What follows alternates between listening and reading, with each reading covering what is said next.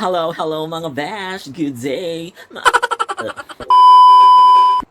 Hello mga Besh, good day. It's me again, your Beshi Geramar. Sa mga langga ko, sa mga omega ko, sa mga ka-IVUs ko, and of course, sa mga ka-Beshes ko. Hello, and welcome to Hello mga Beshies channel.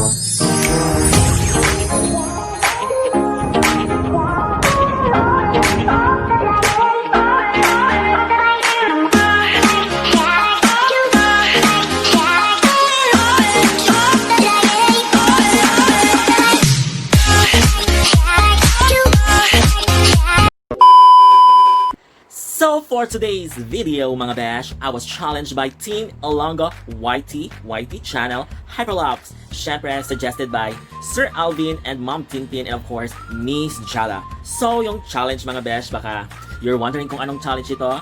Yung challenge is the Big 10 Questions Challenge, and hindi lang ako yung gagawa ng challenge na ito. Kasama ko rin dito si Miss Kiana, Catherine, Kana, Yan Salvador, and of course, Scott Ivan. So yung challenge dito mga Besh is same kami question lahat. Parang sa Miss Universe, di ba? Same questions, different answers. And sabay-sabay kami mag-upload, and this is so exciting and masu-surprise kami kasi baka yung answers namin is magkapareho, magkaiba, may kabuluhan, may nonsense, and etc. Pero before anything else mga Besh, before I answer the 10th question, 1, 2, 3, 4, 5, 6, 7, 8, 9, 10, thank you so much muna sa mga followers ko, sa mga subscribers ko, sa mga hindi pa nakapag-subscribe sa YouTube channel ko. Please subscribe to my YouTube channel, Hello mga Beshies channel. So, let's get ready to rumble. Let's answer the question, and I am ready for the question number 1. Yung question number 1 dito nakalagay is, wait lang Besh, basahin natin kasi parang nape-pressure din si Besh. Yung question number 1, if you are given 3 wishes, what would that be and why? Parang I'm a genie in the bottle, baby. 3 wishes daw, so ilalab ko to. Yung first wish ko, if I have given a chance for 3 wishes, first wish is I wish that, ang hirap no, wish ko maging isang celebrity. Yes, celebrity kasi ganito yon. Bata pa lang ako is pinapangarap ko na talaga maging isang celebrity or maging isang TV personality, kaya napasok ko to yung pag-YouTube, 'di ba? At saka pag-vlogging para in a way is makilala at makapag-establish and syempre makapag-bring positivities and happiness sa aking mga followers, sa aking mga viewers, and of course sa aking mga subscribers. So first question pa lang sa first answer pa lang siya, tapos first wish pa lang. Yung second wish ko is, my second wish would be syempre para tawag dito, para I cannot. Para maligaya at maganda ang ating buhay, I wish to become rich. Rich as in mayaman. Hindi lang sa pera, kundi sa puso. So, if you're asking bakit gusto ko maging mayaman, gusto ko maging rich, syempre kasi meron din akong tawag dito, parang meron din akong mission na gustong gampanan dito sa mundo. Yung parang gusto ko magkaroon ng foundation. Siyempre, pag may foundation ka, dapat mayaman ka, dapat may funds ka. So, need mo mag-fund ng isang foundation para maka-help ka sa mga tao na nangangailangan. Yan yung reason kaya gusto ko maging rich and mayaman. Hindi lang siya for myself only. Yung pagiging rich ko is para ma-share ko yung blessings sa mga nangangailangan, especially sa mga in need. Yan talaga yung gusto ko. And third na wish ko is of course for myself naman sana. Sana makahanap ako ng taong magmamahal sa akin.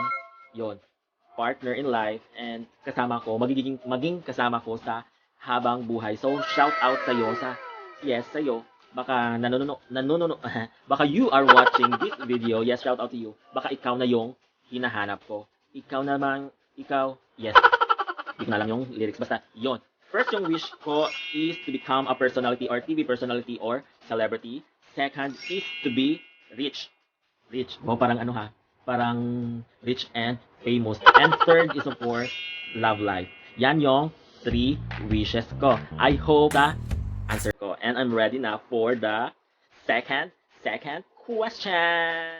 So for the second question, if you are going to reincarnate into 3 animals, which one would that be and why? So, pag magiging animal naman daw ako, anong 3 animals yung gusto kong maging? So, to answer that question, personally, I'm not really into animal. I'm not a pet lover. Pero if given a chance, pwede isa lang.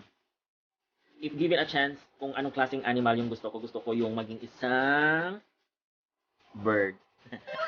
Bird na may pakpak. Gusto ko yung bird kasi yung bird is may pakpak, may pakpak, may pakpak. Siyempre, parang ano lang siya, parang connotes lang siya of freedom.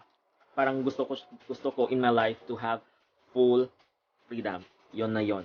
Pag may question kayo, PM nyo lang ako kung bakit freedom yung gusto ko. So, if given a chance to choose what animal I am when I will be reincarnated, I will choose to become a bird because I badly want freedom. So, that is my answer to that question. So, let's proceed to the third question. So, let's proceed to question number 3. Yung number 3 is, if you are given 3 countries to visit, which countries would you choose and why?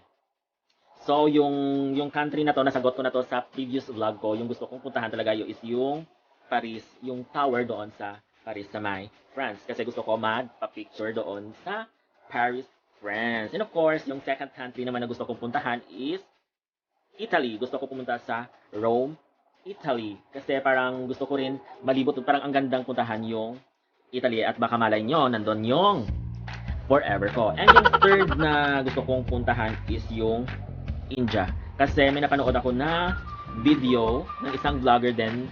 Parang gusto ko rin ma-experience kung ano yung na-experience niya. As in, ano siya, parang tawag dito, tinry niya mamuhay doon sa slums doon sa India. So gusto ko rin siya matry at saka ma-experience yung feeling na nandun sa India. So na-notice ko sa mga question, puro ano siya, parang 333. Tingnan natin yung next question, baka 3. The next question number 4 is, during a flood, you are only allowed to save one. Choose between money, food, and friend. Which one would you choose? So, if given a chance to choose money, food, and friend, syempre, I will choose a friend. Kasi yung friend ko na yan is tutulong yan sa akin para makapaghanap ng food at makapaghanap ng money, and we will survive that flood. So, that is my question. So, let's proceed to another question. Question na ba? 1, 2, 3, 4. Question number 5. So, yung question number 5, 3 na naman ulit. You are given 3 directions to follow. Choose towards prosperity, toward peacefulness, and toward happiness. Please explain why. So, prosperity, peacefulness, and happiness. So, I will choose peacefulness kasi pag peaceful ka sa buhay mo, mapoprosper ka, and of course, magiging happy ka. So, I will choose towards peacefulness. So, for the next question, you have 3 plates of food. Which one would you recommend to your family and why? Parang puro English yung tinatanong ni Sir Alvin at saka ni Maam Tin at saka ni Miss Jala. Food from expensive restaurant but the taste is only okay. Food from a reputable and highly recommended carinderia and doesn't look appetizing but taste is perfect. Food prepared by a very close friend who has started cooking, baking but you haven't tasted the food. Your friend is excited. Choose the food that was prepared by my friend. Kasi yung expensive restaurant is mayaman na yan at saka marami na siyang supporter sa kanyang restaurant. So, hindi niya na kailangan yung help ko at yun. Tapos food from a reputable and highly recommended carinderia is naka-establish na din yun. So, hindi niya na kailangan kasi kahit anong mangyari, hindi sila mauubusan. So, I will choose my friend. Kasi, in that way, makaka-help na ako kahit hindi ko pa siya na-try. At least, kahit tawag dito, kung pangit man yun ng lasa kung pangit man ang lasa ng luto ng friend ko, I can tell and she can or he can improve his food. So, napakain niya na ako, natulungan ko na siya. Yun. So, for the next question, this is the question number 8. Parang top 3 talaga to. You have 3 friends. Malambing but no ambition and no talent. Funny but no ambition and no talent. C, controlling but will make you successful in life and career. Who would be number 1, number 2, and number 3? So, yung first na pipiliin ko, i-rank ko siya based on need. level of need. So, yung number 1 is malambing but no ambition and no talent. Number 2 is funny but no ambition and no talent. And number 3 is yung controlling but will make you successful in life and career. So, sa akin naman, life is just a matter of give and take. Give and take lang po tayo para tawag dito. Tapos, dapat sabay-sabay tayo sa pag-grow or sa pag-succeed. So, kung yung kaibigan ko to na malambing but no ambition and no talent, I can help him to, tawag dito, to inspire him, to motivate him or her na gumawa ng isang ambisyon at tawag dito, tapos nakalagay dito, no talent. So, baka ma-inspire ko rin siya sa talent ko. I will help him to have ambition and have talent. And then yung next is yung funny but no ambition and no talent. Same din, tutulungan ko rin yung isang funny na tao or yung funny na friend ko na magkasang ambition at saka yung talent. And third is yung controlling but will make you successful in life and career. Kasi yung number 3, siya naman yung tutulong sa akin para umangat kami. So, yung tatlong friends ko, sabay-sabay kami aangat. So, that's my answer to that question. Sana mapulutan nyo rin ng aral yung sagot ko. So, next question number 9. Question number 9. You are requested to sing a song at your ex wedding. What 3 songs would that be and why? So, yung tanong na ito is hindi ko siya masasagot kasi hindi naman ako nagkaroon ng ex. Pero kung if you will be asking me for a song, that song that I will be requesting, and that song is from Regine Velasquez, my idol, the songbird. The song is Pangarap Kong Ibigin Ka. Kasi yung lyrics na tingnan niyo. Pangarap ko ang ibigin ka at sa habang panahon ikaw ay makasama. Ikaw na lamang siyang kulang sa buhay kong ito. Pangarap ko ang ibigin ka. Yan yung song na i-request ko kasi pag nagkaroon man ako ng ex at saka nakasal siya, so gusto ko maging maligaya din siya. So pangarap ko na ibigin ko siya. Yan yung song na basta yan yung song. And for the last question, grabe I'm so sweaty. So for the last question, you are given tasks to complete and submit by Friday. Today is Monday, not counting Monday and Friday. Choose which day you will submit the completed task and why. Tuesday and Thursday. So yung nilagay dito, dapat yung deadline mo is Friday. Given this situation and given with my sense of sense of urgency. So, dapat kasi responsible tayo. Pag may binibigay sa atin na task or work, dapat responsible tayo at saka dedicated. So, ako, hindi ko hinihintay talaga yung deadline. As early, dapat ginagawa ko na siya para before deadline is may ara pa ako meron pa akong time para i-review siya at para maging perfect yung isa-submit ko or yung gagawin ko na task. So, kung ako yung tatanungin, it's either yung Tuesday, Wednesday, or Thursday. So, pwede ko siya, kung early ko siya matapos, I will pass it early. Hindi na ako maghihintay ng deadline. Kasi, yun yung gusto ko. Ayoko ng rush.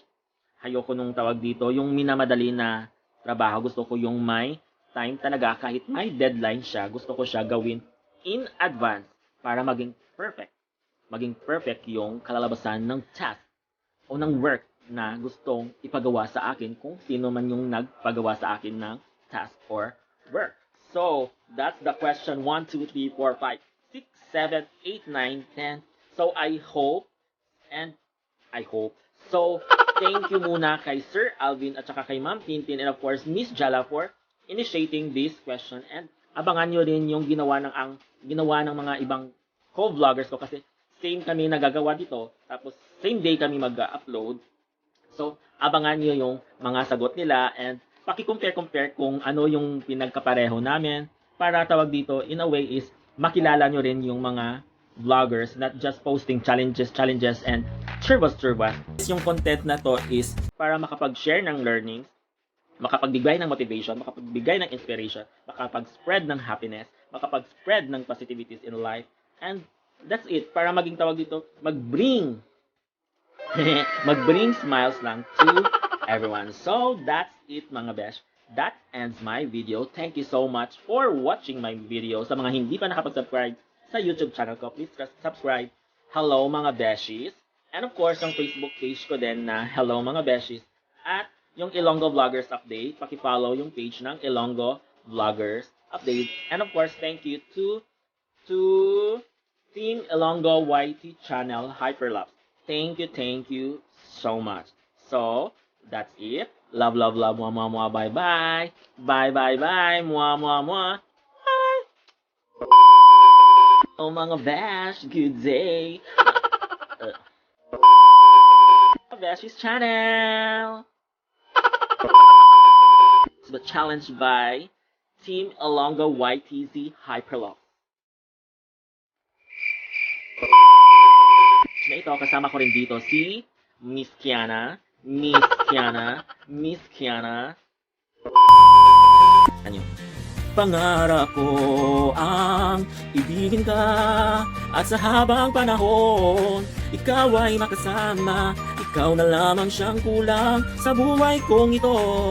Pangarap ko ang ibigin ka. Love, mwah, mwah, mwah, bye, bye. Bye, mwah, mwah, mwah.